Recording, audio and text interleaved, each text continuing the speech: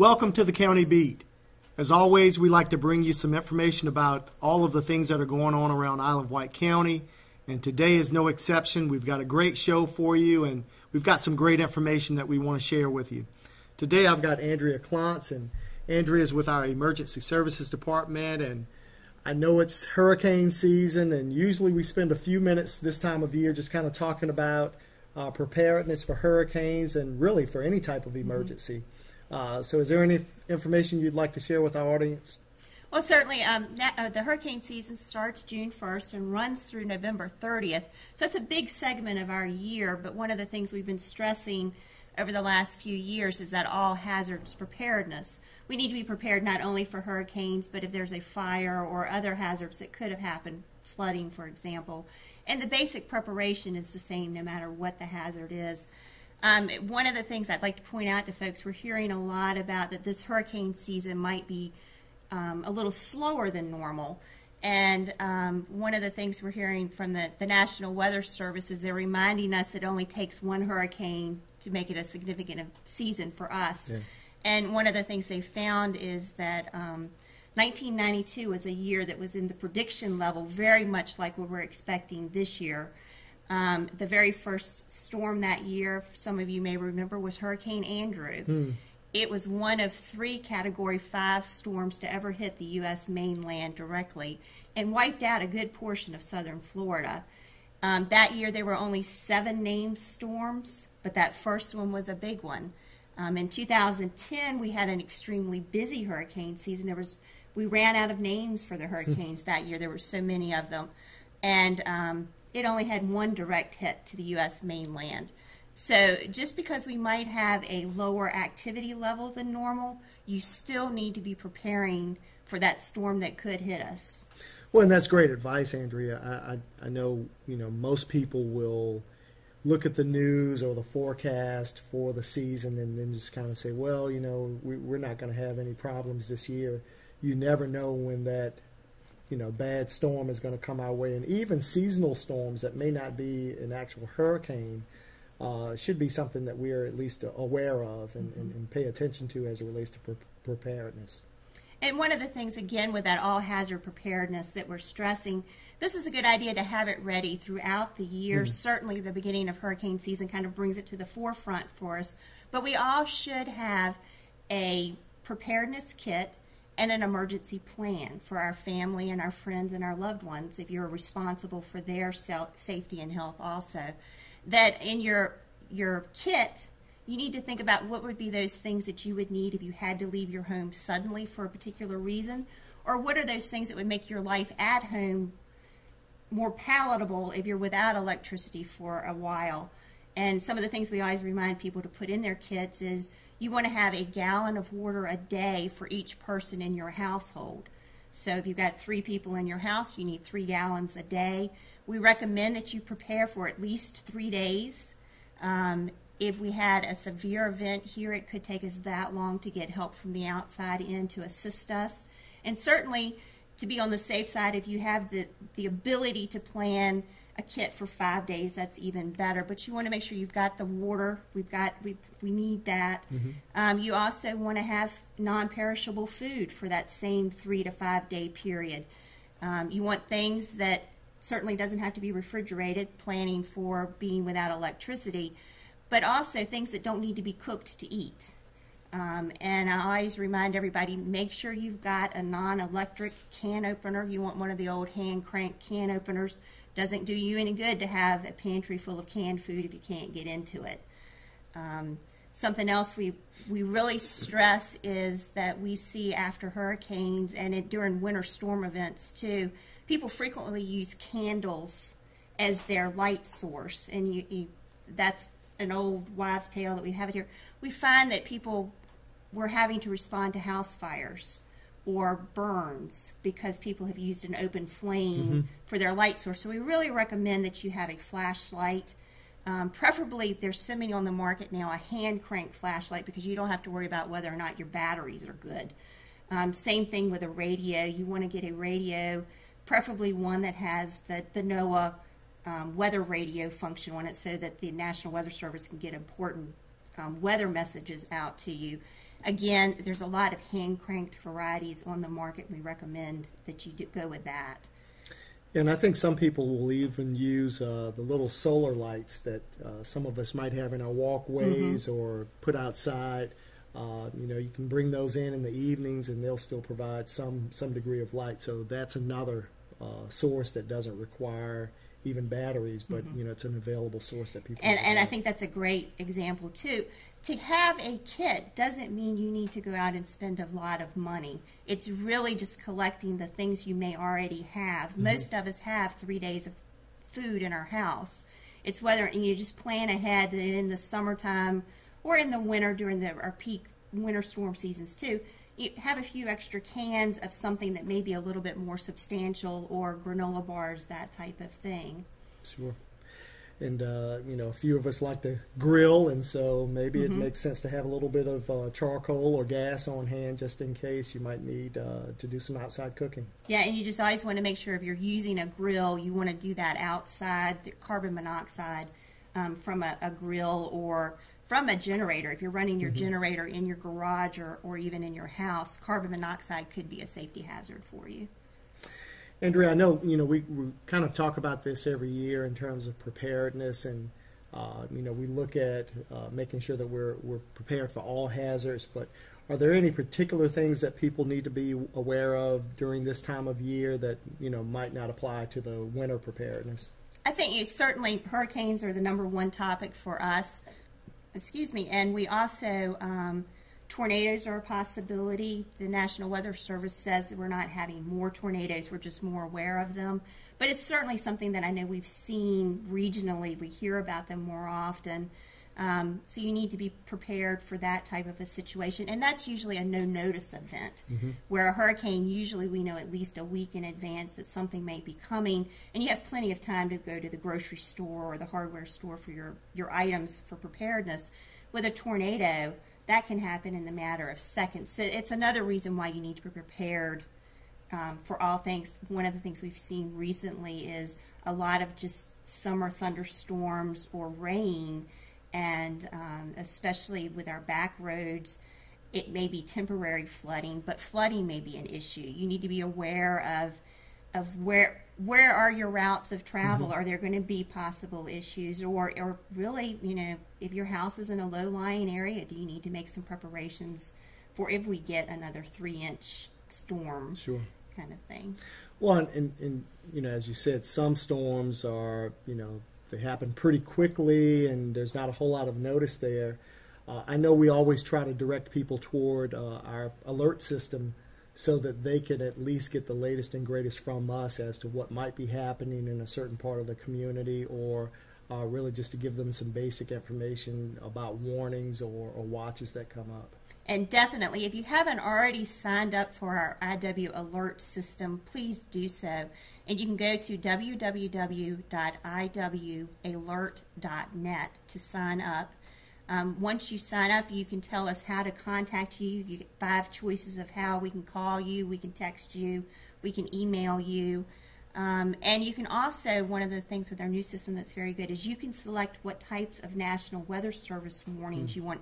If you're interested in learning about a hurricane warning or a severe thunderstorm warning, you can sign up to specifically be sent an alert for those particular things.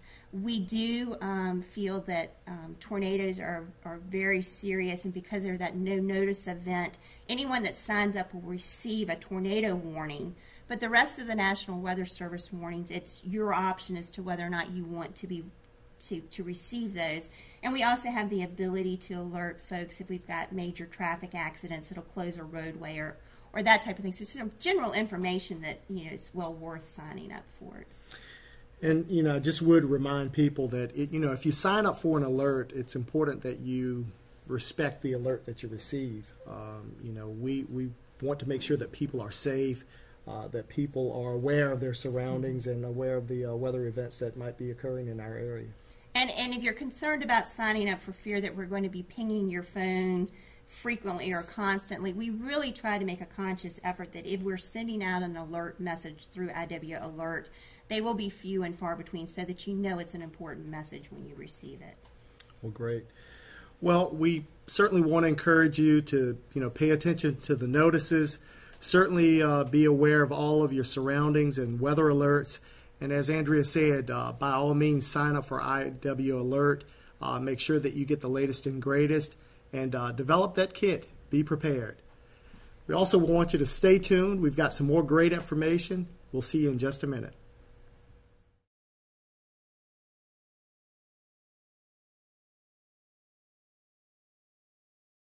Welcome back. As we told you before, we always like to include some great information in our show, and today is, no exception. We'd like to talk to you about recycling. I've got with me Catryna Jackson, who is our recycling coordinator. And Catryna, I know you've been doing a fantastic job for us, and we have really expanded our recycling program, and you're doing some great things. And if you would, maybe just tell our audience about some of the recycling offerings that we have. Okay. The first thing I'd definitely would like to talk about are all the things that you can recycle in Isle of Wight County. In Isle of Wight County, we have single stream recycling, which is the long green containers that you'll see at any of the convenience centers. Within those green containers, you can recycle all of your cardboard, paper products, newspapers, plastic containers, numbered 1 through 7, all of your glass, plastics. We accept a myriad of materials for the single stream recycling. In addition to that, when you go to the convenience center, you'll also see bins for plastic bags, so that we can take all of your plastic bags from the grocery store, from shopping, and that actually provides a revenue to the county. We typically recycle over 500 pounds of those plastic bags, which provide a wonderful revenue, and we're able to increase incentives to our local schools for students to recycle those plastic bags. You'll also see DAV containers, which is disabled American vet containers. We recycle your clothing, textiles, shoes, also at our convenience centers at Jones Creek, Wrens Mill, and Staves Mill. You'll also see containers for your used oil and used filters, which is new. Actually, very excited about that. Yeah. We're actually paid for all of the used oil that's collected at our convenience centers, so that's another income stream for the county, and as well as the filters. So now you'll see new containers that will just house your filters from changing your oil. In addition to that, we take all of your latex paint, your oil-based paints, batteries, small electronics. Also, all of your used oil, cooking oils and greases are recyclable at the county's convenience centers. And we're one of the few places that are open. Anytime that the convenience center is open, you can bring household hazardous waste to the convenience centers, and that's pretty unusual. So pretty excited and pretty proud to be able to say that. And I want to draw your eye to our recycling brochure. When you go to the convenience center, we have these on the front gate, and the attendants also have a large supply of these. Please ask for one, because it lets you know everything that you can recycle. It lets you know the hours of operation and the locations of all of the convenience centers. Super helpful. In case you have any questions, it also gives you contact information. So if you're not sure what you can recycle, you can always contact me right here on the brochure and ask. And I'm happy to help you if you have any questions about recycling any material. We also accept your yard waste, leaves. We accept furniture, tables, goods. There's nothing that you have that we can't recycle. We're happy to recycle anything that we can keep out of the landfill and recycle, reuse, or repurpose. That's what we want to do. Well, and Catryna, as I said earlier, you guys have done a fantastic job at really making our recycling program comprehensive and really covering the landscape in terms of those things that we can recycle.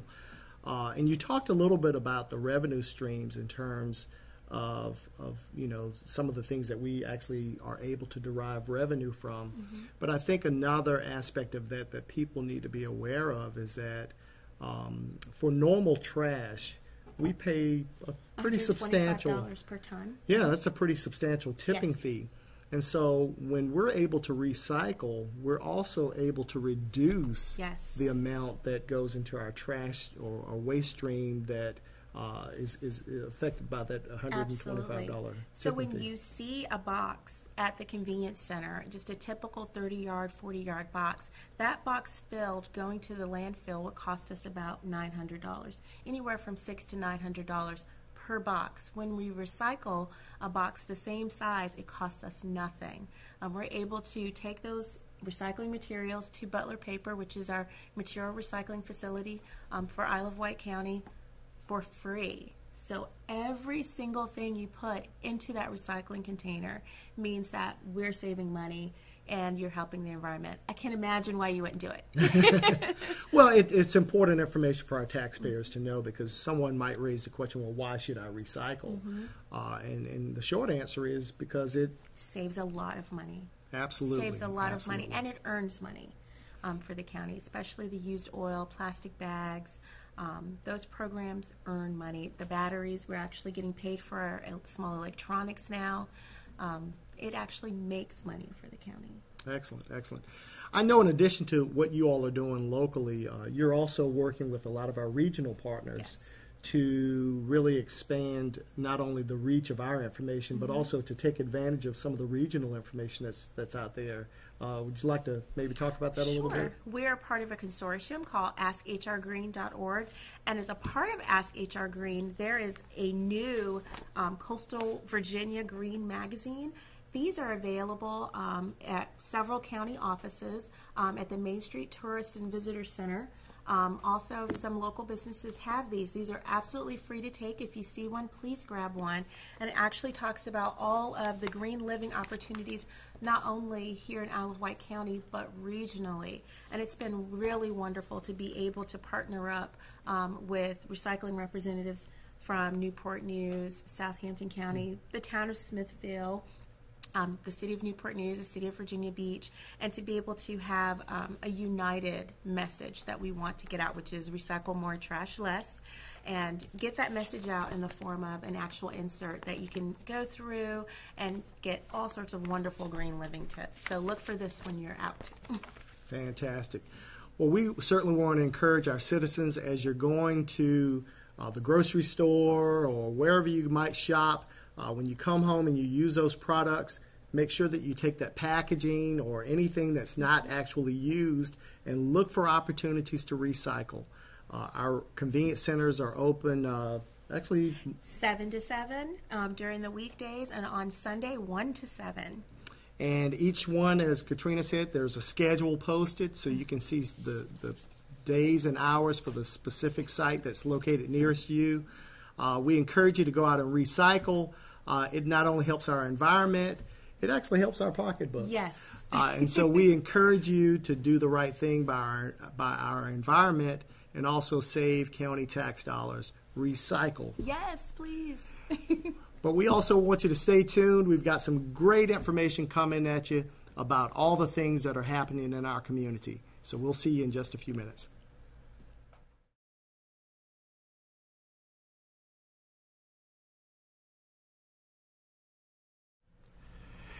As always, we like to end our show with a bang, and today is no exception. We've got Terry Rhinier with us, and Terry's going to be talking about all the wonderful things that are going on in our community. And I know you've got some festivals coming up that you've been working hard on, and we'll just let you go. Okay, well, on June 26th and 27th, we have Smithfield Genuine Olden Days. We start out Friday night with a cruise-in from 6 to 9. We have Anthony Snape is playing. We have the Dempsey Sisters. We have the Rondells. And we end the night with the Ghost Walk. The proceeds go to the old courthouse. It's run by Lanny Henson. You can stop by our office to buy tickets for the Ghost Walk. It always sells out. And then on Saturday, it starts out at 10 a.m.